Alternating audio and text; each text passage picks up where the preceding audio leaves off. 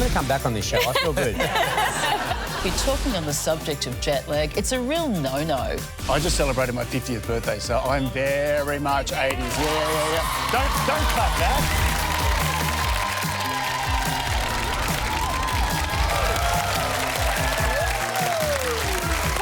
To the House of Wellness with the one and only Mr. Shane Crawford. Oh, thank you so much, Mel. But first, give it up for Mel Doyle. So much fun. We are in for the best night. We've got Paulini and Tim Campbell. Yes. A little bit of 80s music. We love my 80s music. A bit of hot curry. Ooh, he'll be so honoured that you said that. Well, Stephen Curry. I didn't mean like that. I mean, he's totally hot. And speaking of hot, Evie Jones, Ahmed Kazmi. Yeah. Well, the doctor. How's your week, guys? Good, mine's good. I've learnt how to ride dirt bikes this week, an actual dirt bike with gears. Oh, nice. That's not a gear. Is it not? No, that's not a gear. What is that? The gear is where you click it. No, I learned how to do it, and I listened to the instruction, and I learnt how to do it, and I was very good at it. Ahmed, how was your week? No, my week was lovely. We took our 8-month-old for her first swim. It was quite nice. Does she like the water? I'm not sure, to be honest. It was a bit of a neutral reaction. She didn't cry, which was good, but she didn't really laugh or smile, so, well... Yeah, I tried calling you a couple of times. You don't answer anymore. He doesn't do text. He doesn't answer texts. No, I've been playing golf. And when you play golf, you have to turn your phone off. But I enjoy getting out there and having a walk around. Do you ever play golf? No, I've got no hand-eye coordination. Yes. Yeah. But a lot of people say that I'm golf spelt backwards. Flog. Yeah. I reckon that's true. All right, before this goes downhill even further, I'm going to jump in because we've got a very elite dermatologist here in our midst, and I thought, you know what? Free consult, why not? Can we talk about rosacea? Definitely, Because I yes. believe that I have rosacea. I get a red nose. Yeah, tell me what sort of led I up have to a glass of champagne and I'm like Rudolph. Oh, hello. Yeah, I know, Hello. right? Is that rosacea? Yeah, it does sound like it very much. Rosacea is just a really common skin condition that presents mostly with redness and pimples and affects the mid part of the face. So predominantly forehead, eyes, nose, cheeks and chin. Is it broken capillaries? Yeah, so that's part of it. It is actually a bit of an umbrella term, and there's lots of different subtypes and manifestations.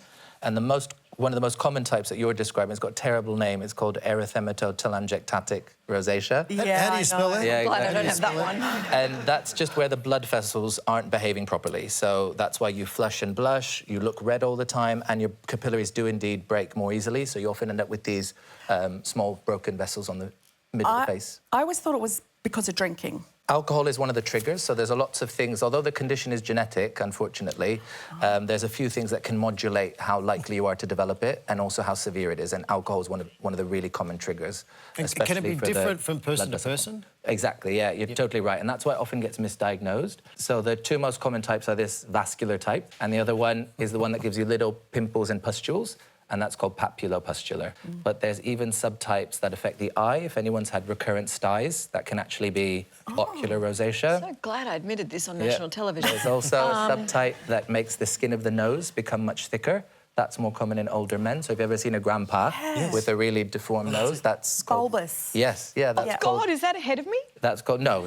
How do we treat it? Please help me. How do you treat it? So it depends on the subtype. Yep. For the flushing and blushing type, laser is probably the most effective treatment to try and physically destroy and clear those blood vessels. Okay. And the other most important part is trigger avoidance. And I'd say probably the three biggest ones for vascular rosacea are alcohol, UV light and heat. Heat gets so people, me. people that love the sauna, they're always at the gym, they sleep with a doona, so try and modulate those. UV light, outdoor sun often aggravates this condition. Okay. And as we mentioned, alcohol and smoking as well. And for the lumpy, bumpy type, the papulopustular, this is where you'll be taking oral antibiotics, topical anti-mite or antibiotic creams. Well, there are some prominent celebs that have rosacea. Yes. Is that how I pronounce it? perfect. So there's Princess Di was one. Cynthia Nixon, from Sex and the City, The Gilded Age. So this is what we know her to look like. And this is actually what she looks like without makeup. Wow. Because she's actually the spokesperson for the National Rosacea Society. Also, I think she's sort of the pin-up girl because she's got all the classic features. So it's much more common in women than in men, much more common between the ages of 30 and 60. and also does have a predilection for people with a fairer phototype, so Celtic background, Anglo background. Yeah, exactly, fair-skinned. She actually thought it was acne for a really long time. Yeah, that happens a lot, actually, because they can, especially the lumpy, bumpy form, it can look quite similar. One of the easiest ways to differentiate them is with normal, traditional acne. You tend to have a lot of blackheads and whiteheads, whereas that's usually absent in standard rosacea. So we can't actually cure it. We just have to treat it. No, exactly. Unfortunately, we call that control rather than cure. Okay. And there's not even really an effective way to stop getting it because it's so many factors determine whether you have it or not. But I would definitely recommend everyone consult about it because it really is undertreated. Yeah, I'm sure you guys have a lot more questions, but I'm afraid if you want any more advice, we're going to have to charge for a consult. Thank you very much. Does that help everyone? Yeah, Hopefully I'm not the only one.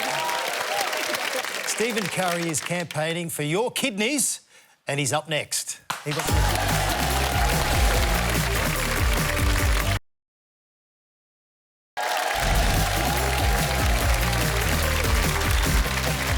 we all know Stephen Curry for his hilarious work on screen, but what you might not know is that he's actually really funny off as well. But behind the scenes, thanks to a personal connection, he is a passionate ambassador for Kidney Health Australia. And he joins us now along with his good friend, Leslie Tozer. Hi, guys. G'day, guys.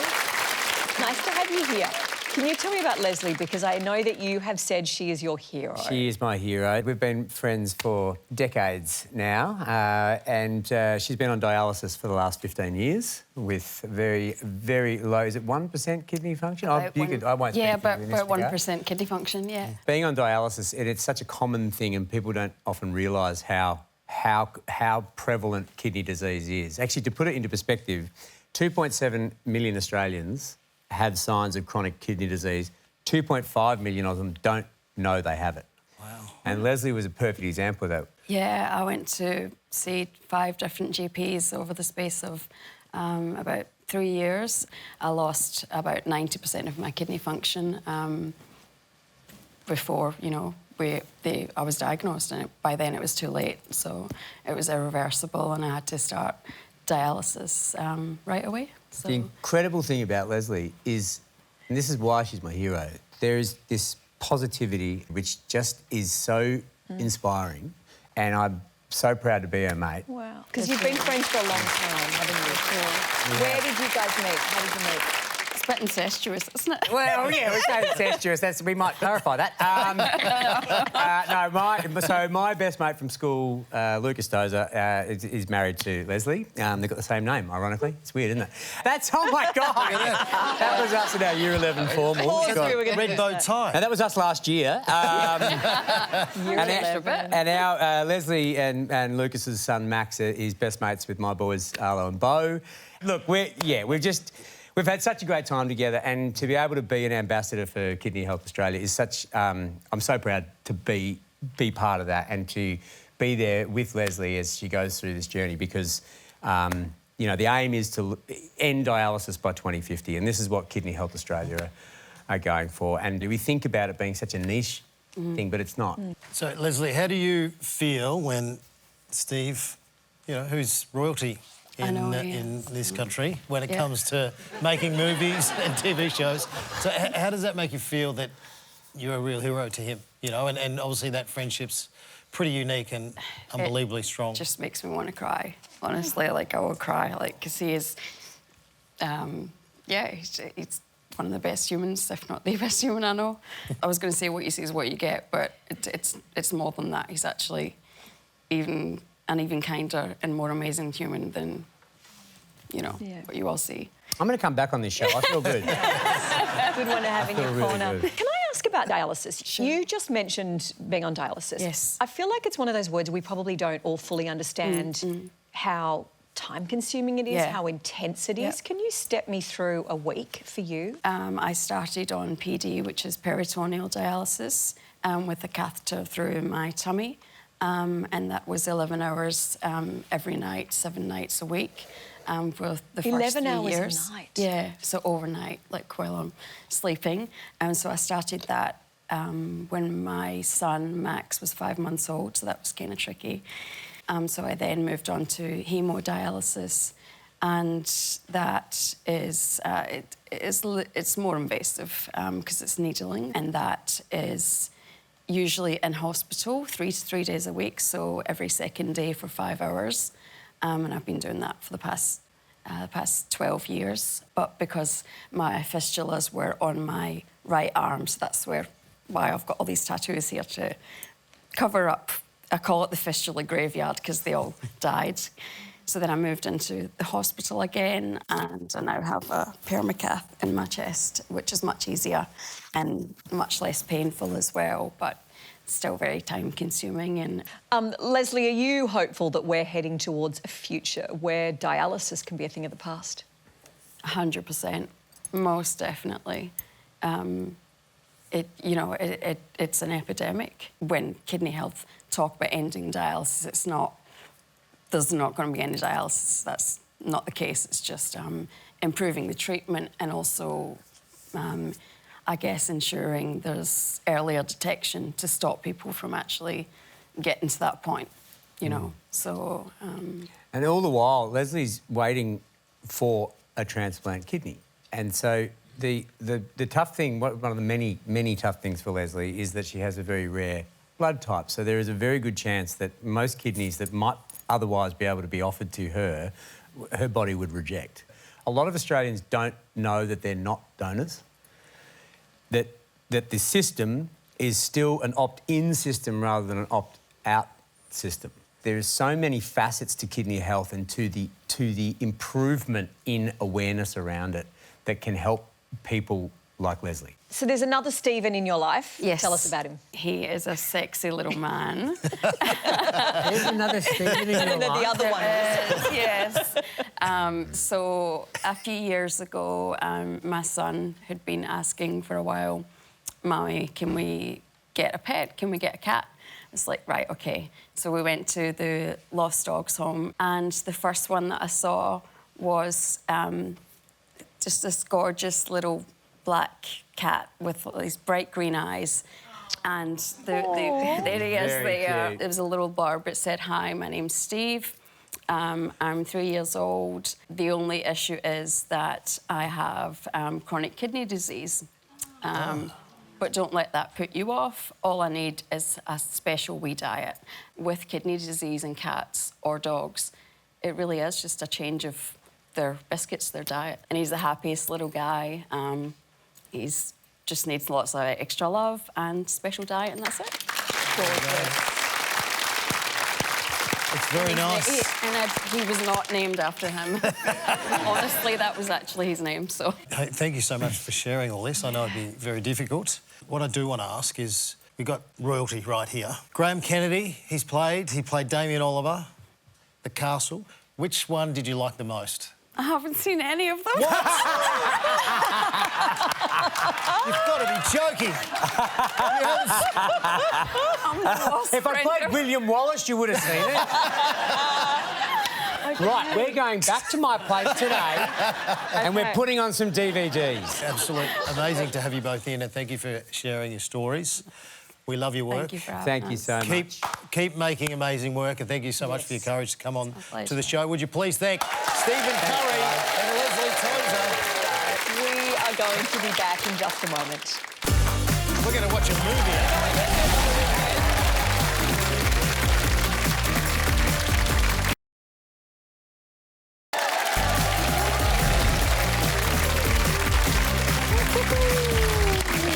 It is time for me to take on the best of the best.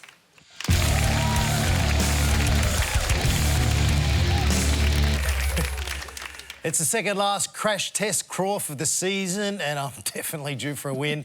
So hopefully I can keep my balls out of the rough when I go head-to-head against an 88-year-old lawn bowls champ. Her name, Margot Keenan. Bring it on. I'm here to take on Margot Keenan, and I've just realised that her name's on the board a lot. Ladies pairs, mixed pairs, singles champion, but can she beat the Crawf champion? Ha-ha, that's the real challenge. Oh, this is going to be hard work. Should I be scared? I think you should be. She has had a tendency to play the game with her elbows out. Try and take her forehand away from her. OK. I don't know what that means. Well, you're used to sledging, but I mean, you might have met your match. Now, this is Evie. We've got an Evie on our show. She's full of personality. Oh, well, there you go. That's exactly the same as our Evie. Evie, do you have any tips for me? She said you have no chance.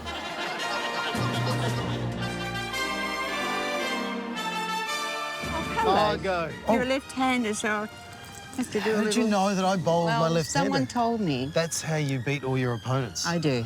Croft, have you bowled before? The last time I actually bowled competitively was year 11, and I was bowling against a young girl who was a friend of mine, and she beat me in the semi-finals. And I've never, ever gone back. Destroying, isn't She it? destroyed me. I'm so glad that's in your memory today. Yes. Because I might set it up the same way. I'll remind you about it. No, I'm here to redeem myself. I think because I am an old age pensioner, you know. I've heard this is a part of your tactics. You know, get talking, it's just you like become friends respect. with your opponent, Little and bit. then you stand on their throat. And I look forward to it too, so much. Straight to the jungle. OK, well, we got to play, yeah? Yeah, let's do it. Uh-oh. Uh-oh. Wrong bias. It's my turn. Cheating! She told me it was going to go the other way. Come on, Margot. Oh, could you just give me a bit of space? Oh, thank you. Good luck. You're doing a great job. I don't talk when I'm on the mat. Oh. It's a bit long. Have a look at the line. Have a look at the line. It's right on the number. I will I'm take happy that because I every might day. move the jack. Excuse me, don't talk when I'm on the mat. I'm right back here. Oh, see, now you're getting people bipping their horns. That's a relative. Deliberately, Yeah. that's a relative. That's my relative. You've got all the tricks. Good luck. I don't talk to me when I'm on the mat. Sorry. Like that. No, you meant to hit the other ball. It's a bowl. Ball. You meant to hit the other ball. I keep saying balls. You do. You're obsessed. What do you reckon? Nah, I missed the whole thing. No! That's it. No! Why would you do that to me? Margot's a legend. Well, I lost, but I learned a few things. Don't mess with Margot. And Evie, did you see little Evie?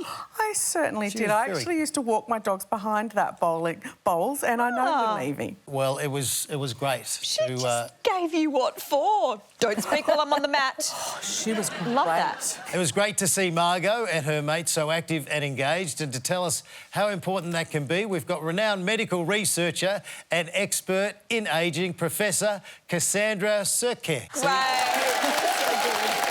Can I just tell the world about this woman? You are phenomenal. You have run the longest women's health study in this country and probably the world. For more than 30 years, you've been tracking a group of women, looking at so many aspects of their lives, from emotional health, physical health. But the one that we want to talk to you today is about connection. How important is it for us to be part of a community, to have that connection as we get older? Look, there's nothing more important to human beings than connection. We are really social creatures. So anything we do together, we do better. And in fact, we can show this scientifically. If you look at loneliness, people who are lonely, you can measure in their blood the fact they do not have the components to fight infection. And they're more likely to get infection, they're more likely to get unwell, not even touching the mental health aspect, which we know, of course, are also more likely to get depression and so on. Loneliness is killing people in our countries.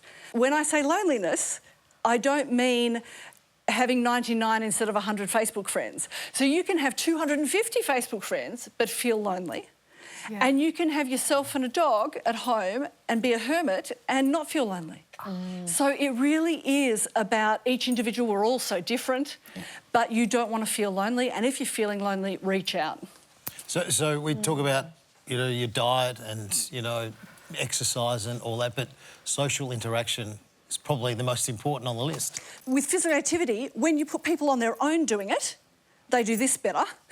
And when you put them with others, be it a coach or even a peer coach or support or group activities, they do this better. If you're doing it with other people, you do better. Wow. And, you know, you saw Margot was gorgeous. And oh, it wasn't gorgeous to me. Oh, no. But she was, and you picked it up straight away. You said, you're making friends with me before you even start. So the social aspect of that sport, the sport was one thing, but it was really the social aspect. The social aspect is so important. As we get older, how important is it to find maybe a new sense of purpose, a new direction, something else to get us excited every day? Look, sense of purpose is absolutely crucial to the human being. In fact, we've got now several scales around the world which can measure your chance of getting mild depression, moderate depression, severe depression, or being at risk for depression. And all of those scales include several items where they ask you about your sense of purpose, your feelings of hope. We also have a lot of information around the world where people who retire, and particularly this is an issue for men, there's a death rate after retirement that is not disease-related. So when people lose their sense of purpose, they can actually die more often. The idea of healthy ageing, is that different for different people? Absolutely. There's 1,000 different variations of healthy ageing, and the leading cause of death in this country are dementia, heart disease and stroke. So you don't want to get dementia, heart disease or stroke. The thing is, the World Health Organisation has already said 80% of those diseases are preventable. Then we've got to talk about quality of life, so that's really important, and that would be avoiding diseases that give you poor quality of life or poor function. And these, from the Australian Bureau of Statistics, are back pain, dementia again, anxiety, depression. So you want to avoid those diseases. Now again, every single one of those have got preventable aspects. So the problem, I think, is that people don't think about healthy ageing until they're old. And what's the definition of old? Well, I'm not going to get into that. I reckon it's a day older than we are right now. Yeah. But whenever you want to think of old, take dementia. Dementia takes 30 years to develop. 30 years before your diagnosis. So if you think 70's old, well, you're talking 40 to stop that happening. And that's what we don't think about. Heart disease, decades for that cholesterol to be building up in those vessels. I'm missing my slides, guys. Where are my slides? That takes decades. So I think one of the troubles is with healthy ageing, and it's preventable, you don't think about it until you've already got it. That's a lesson, I think, for all of us, isn't it? Wow. Get onto it. So in summing up, join a club, bowls club, tennis club, reading club, cards, go and play cards if you don't want to be too active. A bit of a balanced diet, but the social interaction is a must for everyone moving forward. What I would say is whatever you want your healthy ageing to be, do that. So if you want to be fit when you're older, well, be fit now. If you want to be really clever when you're older, you've got to keep that brain honed. If you don't use it, you will lose it. That's muscle, that's brain, that's everything. So do every day for an hour activity which you love, because you have to do it every single day for the rest of your life. So make sure you love it and do it with people you love. Thank you so much for sharing all the insights. Thank We've you. absolutely loved it and we've learned a great deal. And would you please thank Cassandra Sirke? After the break, we've got some top tips for beating that dreaded jet lag.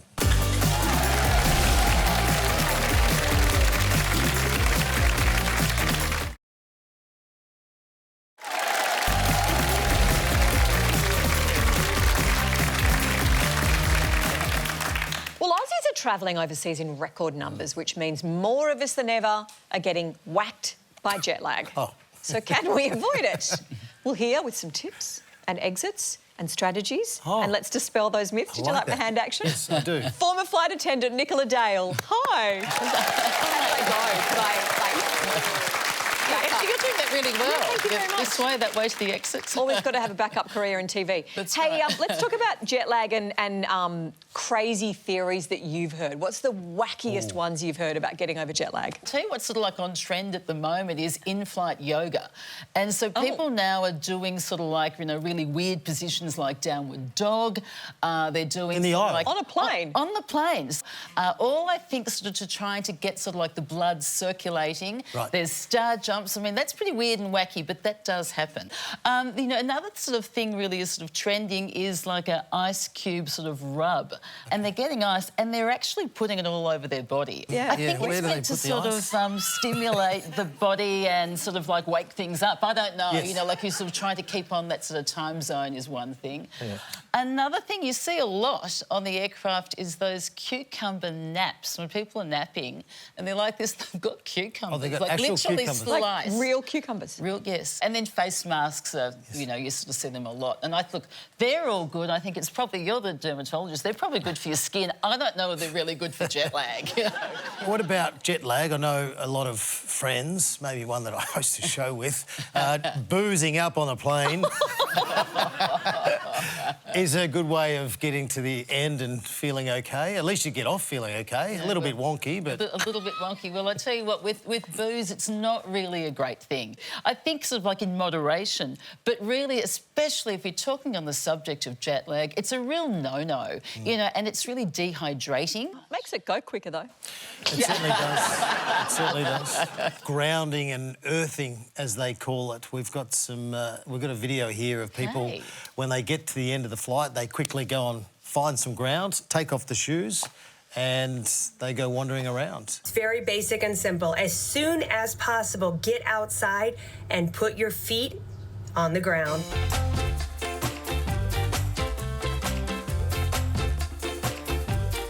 It doesn't matter what you walk on. No. You just got to connect with the ground. You get off the plane, what's he going to do? Well, you take your shoes off. Getting out, and look at those things there, getting in sort of Mother Nature, getting some vitamin D, getting some sun, getting out and about, they're all things that can really help with jet lag as well. I think it's probably just being outdoors that helps rather than having your shoes off, walking per se. It's being outside in the day. What are some other things? What works? It's important to understand briefly what jet lag actually is, and then all the treatments make sense. So it's just a loss of synchronization between your brain's own clock and what the time is outside. And the reason that loss of synchronization happens is because now we're able to so rapidly cut across so many time zones. So the brain and the body, unfortunately, doesn't catch up. And so the most effective treatments are ones that try to get you back into that normal cycle where it matches what's going on in the brain with what's happening outside. And the two most effective treatments for that are an over-the-counter tablet called melatonin, as well as exposure to light, visible light during the day. What about flying east to west? It sounds ridiculous, but is there something true about flying in a different direction? Yeah, it can actually be worse? Yeah, so travelling east to west is always worse, and roughly for every time zone that you fly across, it's going to take you about a day when you get back home to get back to normal. So if you can imagine you're going from Melbourne to London, that's like 10 time zones, that's 10 days. But from west to east, it is better, it's milder, and you're looking only about half a day to a day for each time zone to get better. And what about you, Mel? When you fly first class, do you you don't get it up that end of the plane. Or when I take my jet, it's even better. Oh, you got a private jet. Don't feel anything. Don't you think too? I think really the key is also really hydrate. Yes. Lots of water, and I also think also sort of even putting some electrolytes. Like I like liquid IV, putting that in your sort of in the water. I also read that Viagra works for some people. What? Oh. Is that true? Anyone like to? Like, what do you mean for jet lag? Does That's just someone's excuse saying, oh, I'm taking it for jet lag. Like, that's not legit, surely. It was in my research notes. Oh, yeah, there is really? Yeah, there is a little bit of something in this, It's actually. new. So there's a little bit of data that suggests that Viagra might actually help that brain clock reset. But Did you say clock then? Yes, Clock. you did. Okay. Personally, I think probably what's happening is just people are taking the Viagra, having good sex, and then sleeping well. Oh, So I think that's probably That's what's pretty happening. Setting your watch to the correct time, orienting, having meals at the correct time of the time zone you're in rather than the time zone you were on. Yeah, that's what I do. The second I get on the plane, switch your watch to where you're going. Yeah. Oh, really? Good. Mentally. Have breakfast, even if they're serving dinner. Think of it, you're having breakfast or whatever it might be. But yeah. I normally have water and then I have a Viagra and I get there and I'm just... you're amazing what it does, you know? You're ready to go. So Ready to go. You're ready to go. There you go. Jet lag can be difficult, but it turns out it also can be very hard. Please thank Nicola Dale. I might need some help because I'm just about to head overseas and I'm going to bring you the world's weirdest wellness fads.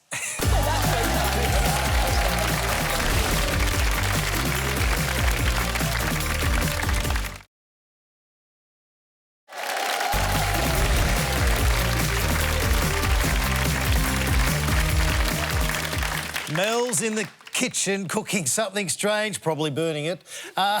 It's time for...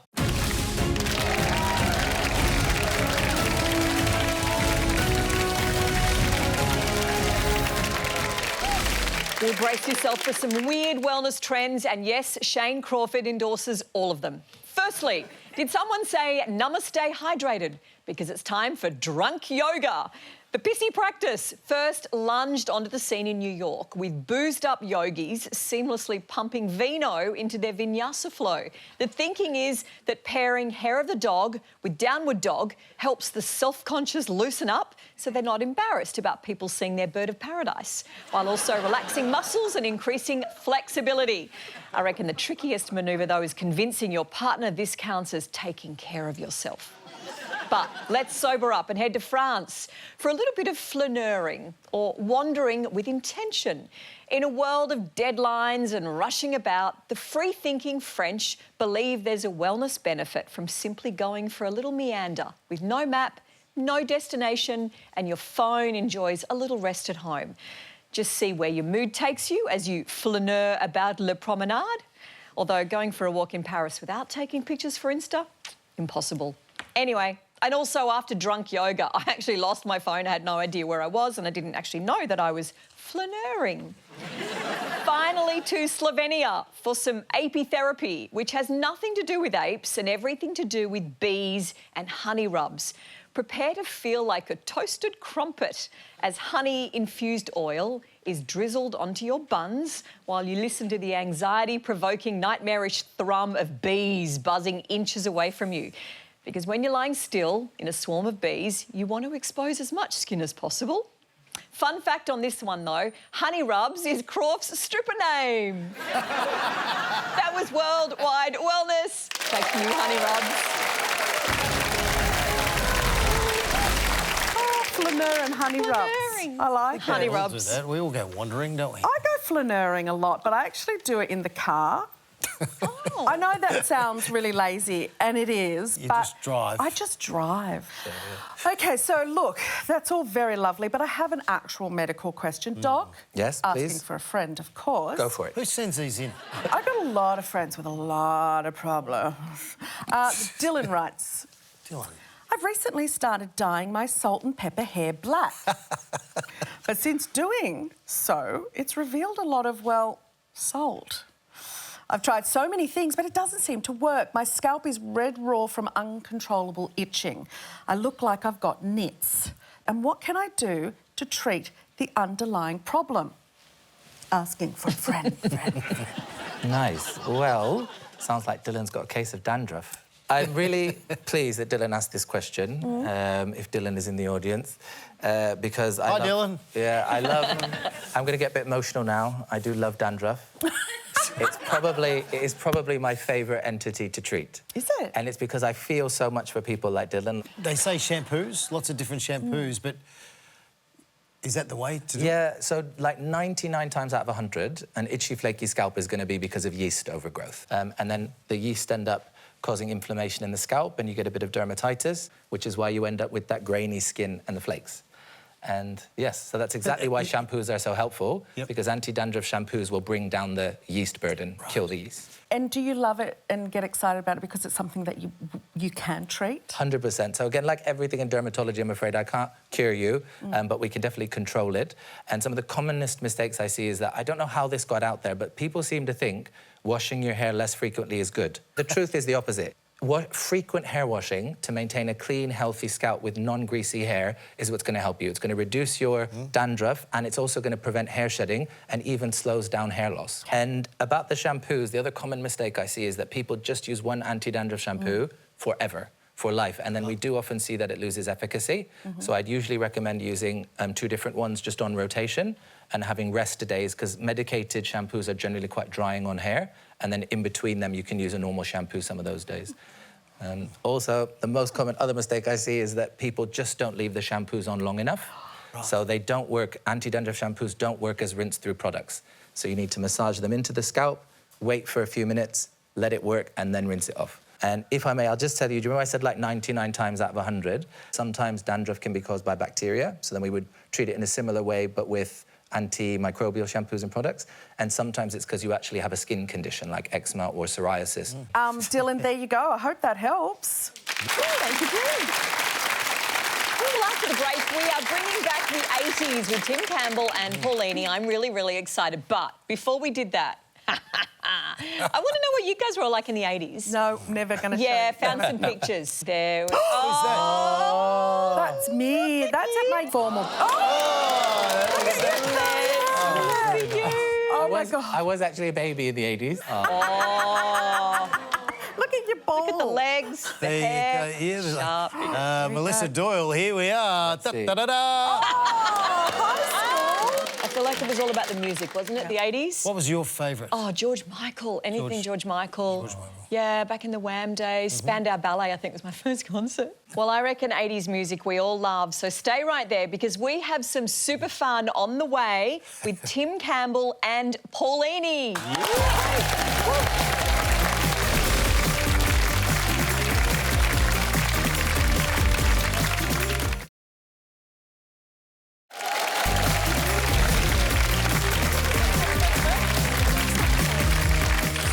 We're so excited. This is so fun. They're both incredible performers in their own right to tour and bring the big energy of the 1980s roaring back to life. And why the hell not? Everyone loves 80s bangers, don't they? So Bangers. please put your hands together for Paulini and Tim Campbell. Oh, my gosh, the two of you together. Because on your own, you are extraordinary and you have done so much and you've won every single award in the entire universe. And Have we? In demand, yeah. You've got hit albums and you've gone platinum and you tour everywhere and you're in the most amazing musicals and everybody wants you and now you're together and I'm really excited. Sorry. Oh, no, we can't wait, absolutely. Wow. And you both can't remember the 80s, so it's amazing. Were they even born? Yeah. Well, Definitely born. I just celebrated my 50th birthday, so I'm No way. very much 80s. Yeah, What's the secret? Don't clap that.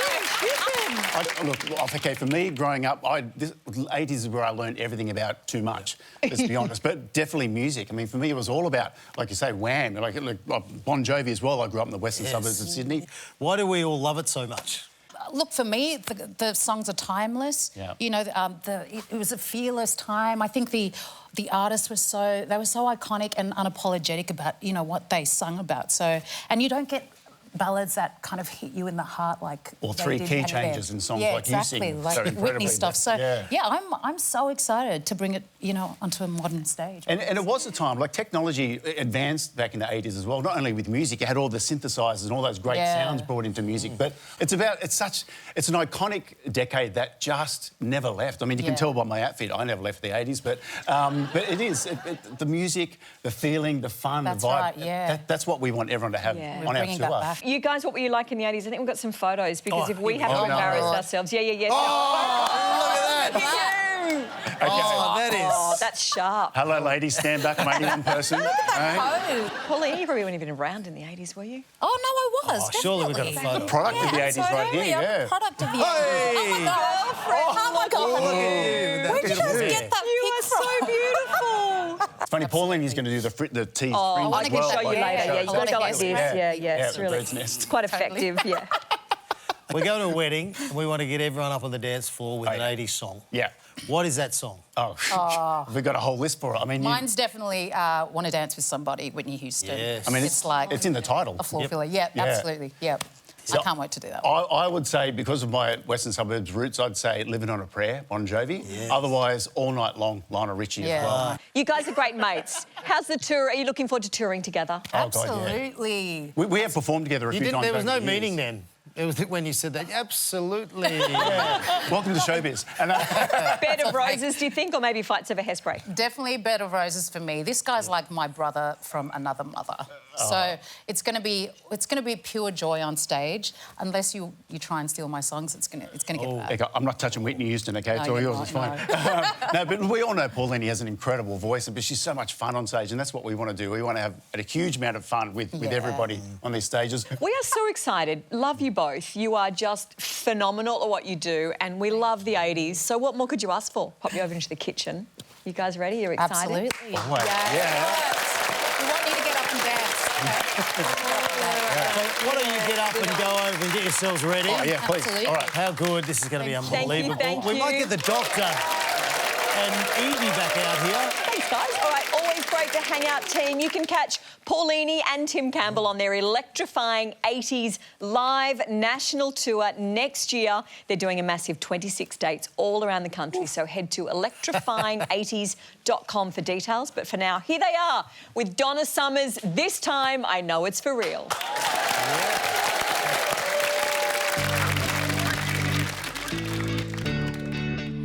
I'm going crazy. I'm going crazy just to let you know. This time I know it's for real. What would I have to do to get you to notice me too?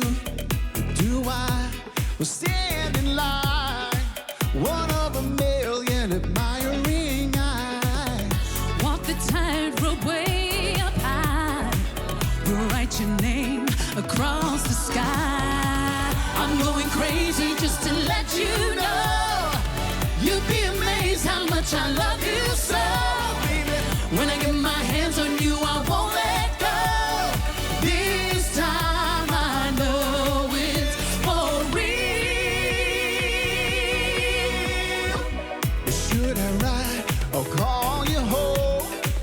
Or shout it out with a megaphone?